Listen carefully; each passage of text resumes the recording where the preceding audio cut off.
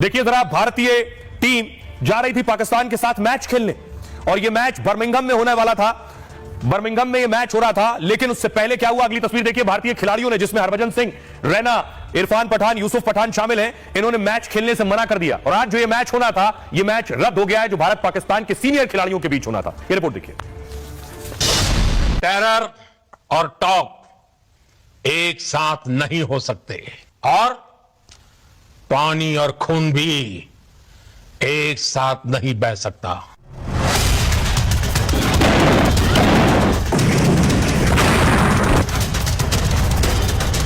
सियासत और कूटनीति की पिच पर जिस पाकिस्तान की इंटरनेशनल बेइज्जती हो चुकी है, उस पाकिस्तान को अब खेल में भी बड़ा झटका और बेइज्जती मिली है। हरभजन, रैना और धवन जैसे सितारों ने पाकिस्तान के साथ मैच खेलने से मना कर दिया। साफ कह दिया कि खून और खेल एक साथ नहीं चल सकते।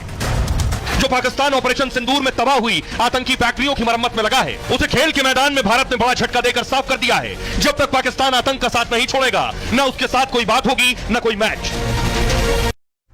अब देखिए जरा क्या कहा है भारतीय टीम के इन खिलाड़ियों ने, भारतीय शेरों ने, और कैसे मैच रद्द हो गया।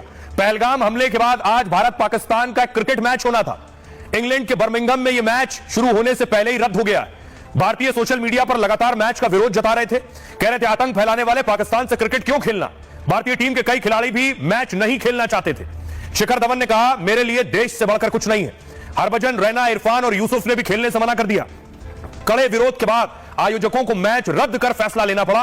World championship of legends retire क्रिकेटरों का एक टूर्नामेंट है। दरअसल यह चैंपियनशिप 18 जुलाई से 2 अगस्त तक इंग्लैंड में हो रही है। इसमें भारत, पाकिस्तान और इंग्लैंड समेत दुनिया की 6 टीमें। भारत डिफेंडिंग चैंपियन है, यानी पिछली बार टूर्नामेंट भारत ने जीता था। बॉलीवुड स्टार अजय देवगन भी इस टूर्नामेंट के मालिकों में से एक है। आयोजकों ने इस मैच के लिए अब भारतीयों से माफी मांगी है। उन्होंने कहा, हमारा उद्देश्य दर्शकों को सुखद पल देना रहा है। जब हमें यह पता चला कि इस साल पाकिस्तानी हॉकी टीम भारत आ रही है, वॉलीबॉल समेत अन्य खेलों में भी दोनों देशों में मुकाबला हो रहा है, इसलिए हमने भारत पाकिस्तान के बीच मैच का फैसला लिया था। लेकिन लोगों की भावनाओं को आहत करने के लिए हम माफी मांगते हैं। सुनिए जरा क्या कुछ कह रहे हैं रामदास अठावले और प्रियंका चतुर्वेदी। इंडिया और पाकिस्तान की जो मैच इंग्लैंड में हो रही है, ये बात सही है कि पहलगाम में मतलब आतंकवादियों का हमला हुआ था। उसके बाद आतंकों के ढेरे पूरे उद्ध्वस्त कर दिए चुके थे माननीय नरेंद्र मोदी जी के माध्यम से। और अभी मतलब कोई युद्ध का विषय अभी का नहीं है, लेकिन अभी मैच के बाद अलग खेल में राजनीति लाने की आवश्यकता नहीं है। अगर वो खेल इंडिया में होता था तो थोड़ा सा सीरियस होता था, लेकिन मैच इंग्लैंड में है और युद्ध में मतलब पाकिस्तान को हमने हराया है और भी उसके जो क्रिकेट की टीम उसको हराने का मौका हमको मिला है। तो अपोजिशन इसमें राजनीति नहीं लानी चाहिए। कहाँ तक ये सही है कि WCL जो इंग्लैंड में हो रहा है, England and Wales cricket board के सपोर्ट से हो रहा है, कि वो लोग इंडिया वर्सेस पाकिस्तान मैच करें, वो इंडिया की जर्सी पहने। एक तरफ हमने उनको यूट्यूब बैन किए हुए, न्यूज चैनल बैन किए हुए, स्ट्रीमिंग बैन की हुई, सब बैन किया हुआ है। दूसरी तरफ हम क्रिकेट मैच होने दे रहे हैं। तो मैंने इसका विरोध किया था और मैं सबकी शुक्रगुजार हूं कि सब लोग ने इस बात पर मेरा समर्थन किया और आज WCL के जो ओनर्स हैं, जो उनके स्पॉन्सर्स हैं, सबको मजबूर किया ये मैच कॉल ऑफ करने के लिए। आने वाले समय में कोई भी, जब तक पाकिस्तान से आतंकवाद को लेकर अकाउंटेबिलिटी नहीं तय होती है, मैं मानती हूं कि हमें कोई भी उनके साथ ना ही रिलेशनशिप रखना चाहिए, ना ही उनके साथ क्रिकेट मैचेस होने चाहिए। और दूसरे देशों में जाकर ये मैचेस करना और अपने प्रॉफिट का ध्यान रखकर देश नेशनल इंटरेस्ट को नहीं रखना, ये कहीं ना कहीं सही नहीं है। लेकिन बड़ी बात यह है कि पाकिस्तान आतंक को पाल रहा है, न सिर्फ पाल रहा है बल्कि किस तरह से उसे पोषण दे रहा है। ये मसूद अजहर की तस्वीर आप देख रहे हैं। मसूद अजहर का जो ठिकाना था, अगली तस्वीर दिखाऊं, बहावलपुर की हालत ये देख रहे हैं। बहावलपुर पर एक के बाद एक भारत की मिसाइलें गिरी थी, पूरी तरह से उसका अड्डा तबाह हो गया। दर्जनों लोग उसके मारे गए थे, गुस्से में था। उसका ऑडियो भी हमने आपको सुनाया था कि मसूद अजहर रो रहा है। लेकिन अब इस इमारत में फिर से काम शुरू हुआ। अगली तस्वीर देखिए। बाकायदा फंड दिया है पाकिस्तान सरकार ने। कितना पैसा दिया है, कितने करोड़ों रुपए दिए हैं पाकिस्तान सरकार ने।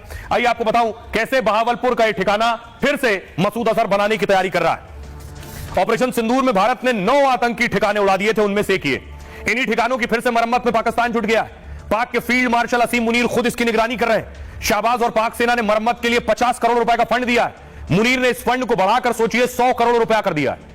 पैसा पाक आर्मी वेलफेयर और आर्मी हाउसिंग स्कीम से दिया जा रहा है, यानी पाक के सैनिकों का फंड आतंकी सेवा में लगाया जा रहा है। आतंकी ठिकानों की मरम्मत का काम भी चीनी कंपनियों को दिया गया है। यही कंपनी पहले POK में पाक के लिए निर्माण कार्य कर रही थी। कहा जा रहा है कि मुनीर का झुकाव इस बार जैश की तरफ बढ़ गया है। क्यों? क्योंकि जैश के बहावलपुर में मुख्यालय में रिपोर्ट सीधे मुनीर को दी जा रही है। इसी जैश हेडक्वार्टर को भारत ने मिसाइल मारकर उड़ा दिया।